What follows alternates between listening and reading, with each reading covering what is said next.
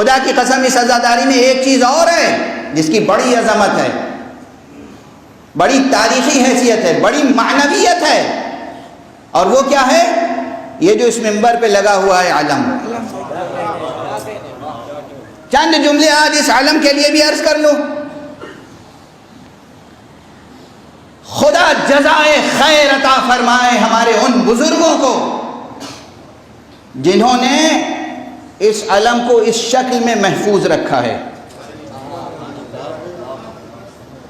اس مجمع میں تاریخی شعور رکھنے والے لوگ بیٹھے ہوئے ہیں، ادبی ذوق رکھنے والے بیٹھے ہوئے ہیں، سماجی شعور رکھنے والے بیٹھے ہوئے ہیں، تہذیب شناس لوگ موجود ہوں گے جنہوں نے یونیورسٹیز میں سوشیولوجی اور ہسٹری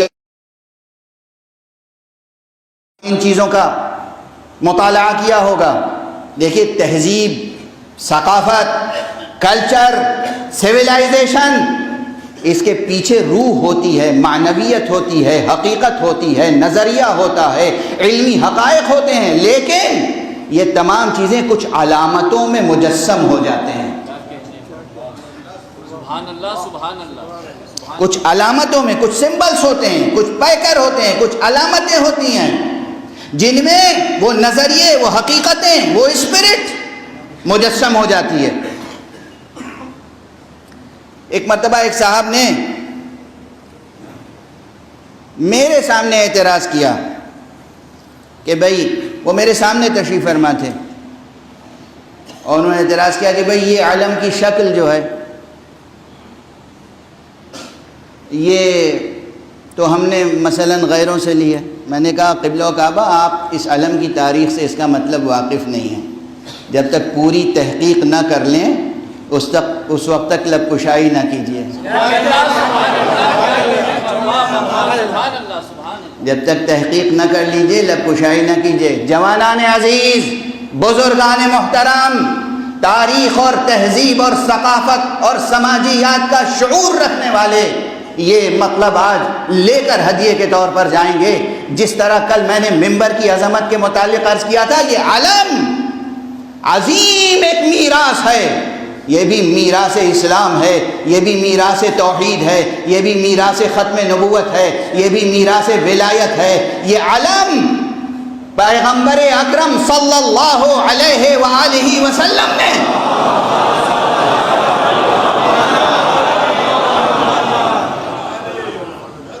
سجایا تھا سب سے پہلی بار. حوالوں کے ساتھ گفتگو کروں گا. اگر آپ کوئی سیمینار منعقد کریں تو ریسرچ پیپر پڑھوں گا. اس وقت کی محدودیت ہے تو جو باتیں عرض کر رہا ہوں بھروسہ کر کے قبول کرتے ہوئے چلے جائیں، اور جہاں سوال پیدا ہو سوال ضرور کیجیے گا. حوالہ چاہیے ہو حوالہ ضرور دریافت کر لیجیے گا. اس عالم کی عظیم تاریخ ہے، اور خاص طور سے اس کی یہ شکل. دنیا میں آج کتنی کنٹریز ہیں؟ میں تو نیو یارک بھی گیا ہوں تو میں نے یونائٹڈ نیشنز کی بلڈنگ میں بھی جا کر ایک خاص ضرورت سے اس کی لائبریری میں کچھ دیر بیٹھ کے اسٹڈی کی تھی ایک خاص کیس کی، اور وہاں دیکھا کہ بلڈنگ کے سامنے کتنے پرچم لہرا رہے ہیں. ہر پرچم کیا ہوتا ہے؟ ایک اس میں ایک پرچم نصب کرنے کے لیے ایک علم کی چھڑ ہوتی ہے گویا عام زبان میں، اور ایک اس میں پھرہرا ہوتا ہے. بہت عام زبان میں عرض کر رہا ہوں. وہ پھرہرا وہ ہوتا ہے جو ہوا کے رخ پر مڑ جاتا ہے.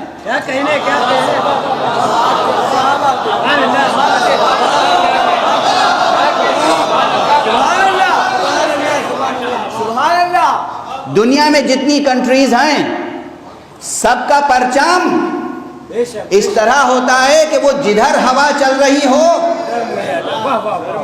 ادھر مڑ جاتا ہے. یہ جو خاص پرچم ہے یہ اس طرح ہوتا ہے ہوا آ کے ٹکرائے تو بکھر جائے.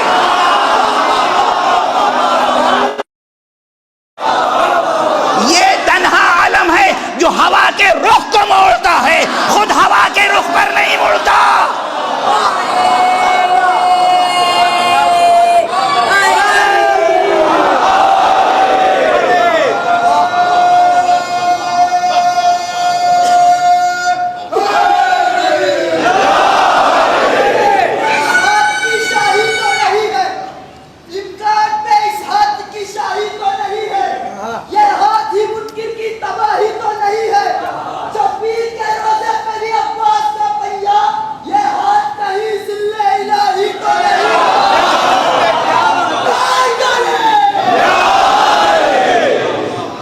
بچوں جوانوں جو ہائی اسکول پاس کرتے ہیں بلکہ اس سے بھی پہلے، تو وہ سیوکس وغیرہ کی کلاس میں، ہسٹری کی کلاس میں دنیا کے بڑے بڑے اور پہچانوایا جاتا ہے یہ رنگ اور یہ شکل اور یہ فلاں کنٹری کا. اور بھائی جنرل نالج کے بہت سے پیپرز ہوتے ہیں، جو لوگ IAS IPS یہ کمپٹیشن میں بیٹھتے ہیں، یعنی چھوٹی کلاس سے لے کے بڑی کلاس تک ہر جگہ دنیا کے پرچموں کی شناخت بھی کرائی جاتی ہے نا. جتنے پرچم ہیں، ان کے جتنے بھی نقشے ہوں، مگر سب کی ایک خصوصیت ہے، میدان میں گاڑ دو تو ہوا کے رخ پر مڑ جائیں گے. یہ واحد پرچم ہے کہ سامنے لے کے کھڑے ہو جاؤ تو ہوا ٹکرا کے بکھر جائے گی، یہ ہوا کے رخ پر نہیں مڑے گا. سبحان اللہ، واہ واہ واہ واہ، سبحان اللہ. یہ نقشہ بنایا کس نے؟ پھر کیسے بنا؟ اس کی تاریخ کیا ہے، ہسٹری کیا ہے، اتہاس کیا ہے کچھ ثبوت یا یوں ہی عرض کر رہا ہوں؟ پہلے تو ایک وجدانی بات ہے جو سامنے نظر آ رہی ہے، اس پہ غور کیجئے. کیا بات ہے. اس کی شبیہ کسی کنٹری کا کوئی پرچم ہے، کوئی فلیگ ہے؟ کیا کہنے بھائی، واہ واہ واہ. اور وہ بات جو پہلے عرض کر چکا ہوں وہ حالانکہ دوبارہ عرض کی جا سکتی ہے، لیکن مجھے عموماً اپنا جملہ بھی دہرانے میں بہت زیادہ تکلف ہوتا ہے، کوشش کرتا ہوں نہ دہراؤں. لیکن اب عرض کر رہا ہوں، چونکہ اس مجمع میں نہیں عرض کیا تھا، کہیں اور عرض کیا تھا، کہ ایک تو یہ اس پرچم کی خصوصیت ہے، کسی کنٹری کا کوئی پرچم آپ کسی دوسری کنٹری میں اٹھا سکتے ہیں؟ کیا کہنے.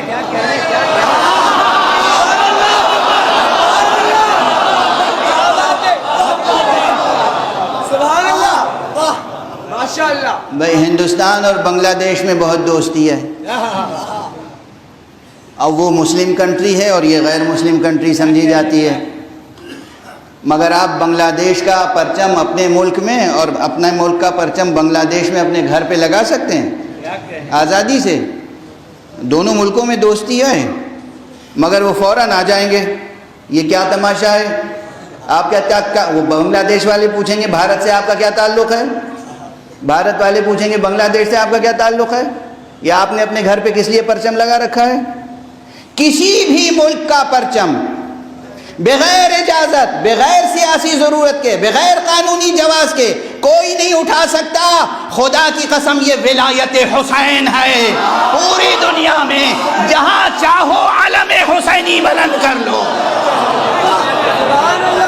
یہ علم، اس کی ایک تاریخ ہے، ایک معنویت ہے، یہ ہماری ایک عظیم اسلامی روحانی معنوی ثقافتی میراث کی عظیم علامت ہے.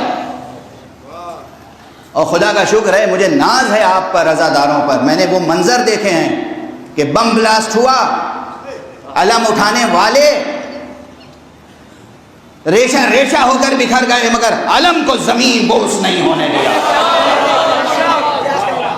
میں نے اپنی آنکھوں سے دیکھا ہے، میں نے دیکھا ہے، مشاہدہ کیا ہے. اور چونکہ وقت تیزی سے گزر رہا ہے اس لیے مجبور ہوں کہ بیان کو سمیٹ لوں. لیکن ایک حوالہ ضروری ہے. بھئی واقعاً یہ جستجو ہوتی ہے کہ یہ کون سی شکل ہے علم کی. دنیا میں ہر پرچم ایک پھریرا لگا دیا، ایک پھریرے کی چھڑ ہے اور جہاں چاہاں نصب کر دیا. یہ شکل آئی کہاں سے؟ کس نے بنائی یہ شکل؟ کیوں بنائی؟ اس کی ایک وجہ ہے، بالکل سائنٹیفک، ثقافتی، تاریخی، سماجی شعور کے ساتھ سمجھیں. اور میں نے اس کو اپنی آنکھوں سے کتاب میں بھی پڑھا ہے اور میوزیم میں بھی دیکھا ہے. اس لیے عرض کر رہا ہوں پورے کانفیڈنس کے ساتھ، تحقیق کے ساتھ.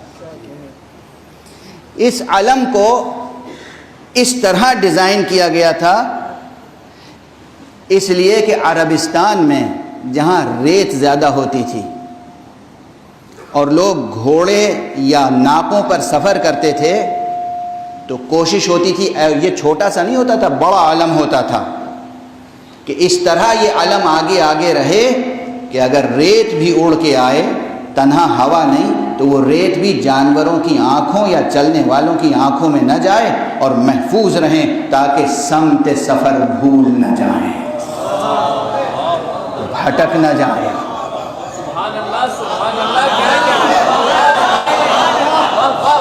نہ ہوا آ کر رخ موڑ سکے، نہ آنکھوں میں گرد اس طرح اس کو ایک بڑا سا علم ہوتا تھا. علم کے لیے عربی زبان میں کئی الفاظ ہیں. علم، لواء، رایت، بند، بیرق اور بہت سے کلمات ہیں، سب عربی زبان میں مستعمل ہیں. لیکن 3 الفاظ ایسے ہیں جو اصیل عربی ہیں. علم، عین سے علم، الف سے علم نہیں. علم اور رعیت اور لواء. اب وقت ہوتا میرے پاس تو ان تینوں کلمات کی تاریخ عرض کرتا اور حدیث سے شواہد پیش کرتا،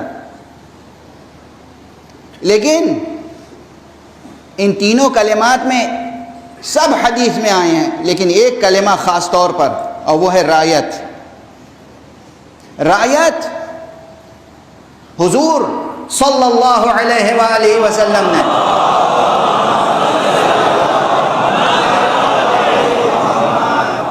ایک خاص موقع پہ ارشاد فرمایا جب لوگ خود سے پرچم لے لے کر کئی بار گئے کیا کہنے، سبحان اللہ، واہ واہ.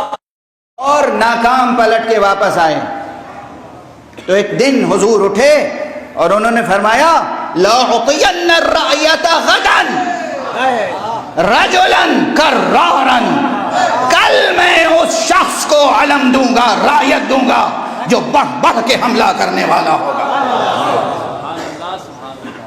یہاں لفظ رعیت استعمال ہوا. پوری حدیث پڑھوں گا اور ترجمہ کروں گا اور تشریح کروں گا، اس لیے یہ ممکن نہیں ہے کہ کلمہ پیغمبر زبان پر آ جائے اور پھر میرا لعاب دہن شیریں نہ ہو.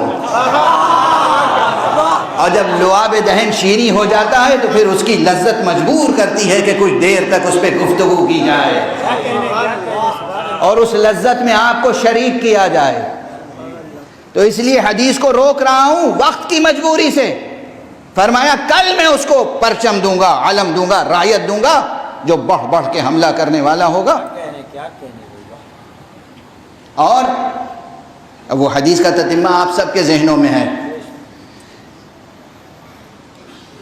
اور اسی روایت کی بنیاد پر ہمارے اردو کے ایک مشہور و معروف شاعر نے شعر کہا ہے پروردگار ان کو رزق سخن ارزانی فرمائے. مشہور شاعر ہیں جناب افتخار عارف صاحب. انہوں نے فرمایا ہے پروردگار ان کو صحت و سلامتی سے دیر تک تا دیر مداحی اہل بیت کا شرف عطا فرمائے. کہتے ہیں کہ علم کسی نے کسی کو دیا تھا خیبر میں،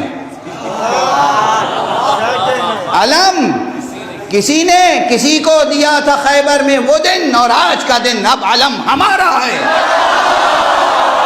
انہوں نے جب یہ شعر پڑھا اور میری موجودگی میں بھی پڑھا اور میں نے انہی کے سامنے فوراً کہا بھائی یہ تکلف کس لیے، یہ کنایا کس لیے، آپ یہ کیوں کہہ رہے ہیں علم کسی نے کسی کو دیا تھا خیبر میں؟ وزن میں کوئی فرق نہیں پڑے گا، اتنا عروض مجھے بھی آتا ہے. صاف صاف کیوں نہیں کہتے علم نبی نے علی کو دیا تھا خیبر؟ صاف صاف کہیے علم نبی نے علی کو دیا تھا خیبر میں، وہ دن اور آج کا دن اب علم ہمارا ہے. تو اس علم کی ایک عظمت ہے، اسی لیے میں عرض کرتا ہوں، تفصیلی بیان سمیٹ رہا ہوں. یہ علم علم توحید ہے، یہی علم علم نبوت ہے، یہی علم علم نبوت و امامت و ولایت ہے، یہی علم علم کاروان شہادت بھی ہے. بہت کچھ عرض کرنا چاہتا تھا آج، لیکن بس اب وقت کے حدود میں گفتگو کو تمام کرنا ہے، اس لیے اس علم کی ایک خصوصیت اور عرض کروں، اور وہ یہ ہے کہ یہ علم ہے علم توحید، ہے علم اسلام، ہے علم محمد مصطفیٰ صلی اللہ علیہ وآلہ وسلم. یہ علم ہے علم علی مرتضیٰ، لیکن اب پوری دنیا میں یہ علم علم عباس کہلاتا ہے. اور اس کی ایک وجہ ہے، اس کی بھی وجہ ہے، بیان کر چکا ہوں. جن حضرات نے نہ سنا ہوگا میرا جملہ ان کے لیے دہرا رہا ہوں. اس کی ایک وجہ ہے، تاریخی وجہ ہے، حقیقی وجہ ہے، عظیم وجہ ہے. قرآن اور تاریخ اور حدیث گواہ ہے. عجیب جملہ کہہ رہا ہوں عزیزو، یہ علم خود علی ابن ابی طالب کے ہاتھوں میں بھی جب تھا تب بھی ایک بات ضرور تھی، اس علم کے نیچے مومن بھی تھے، منافق بھی۔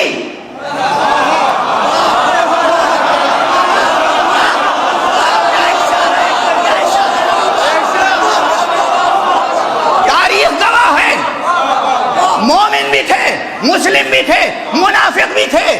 پیغمبر کے دور میں بھی، علی ابن ابی طالب کے دور میں صفین میں کیا ہوا؟ علی کے علم کے نیچے سے خوارج نکلے یا نہیں؟ علم علی کا تھا مگر اس کے نیچے خوارج بھی موجود تھے جو بعد میں جدا ہوئے۔ تو ایک تاریخ ہے، حق پہنچتا ہے عباس کو کہ یہ نام عباس کے ساتھ منسوب رہے۔ جب یہ علم عباس کے ہاتھ میں آیا ہے، اس پرچم کے نیچے وہ خالص مجمع آیا ہے۔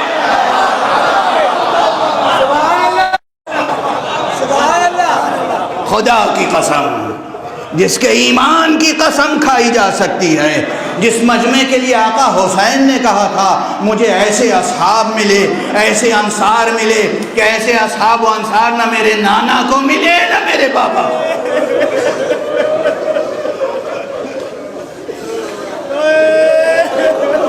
اجرکم علی اللہ۔ گفتگو ختم ہو گئی، آج کی گفتگو تمام کی میں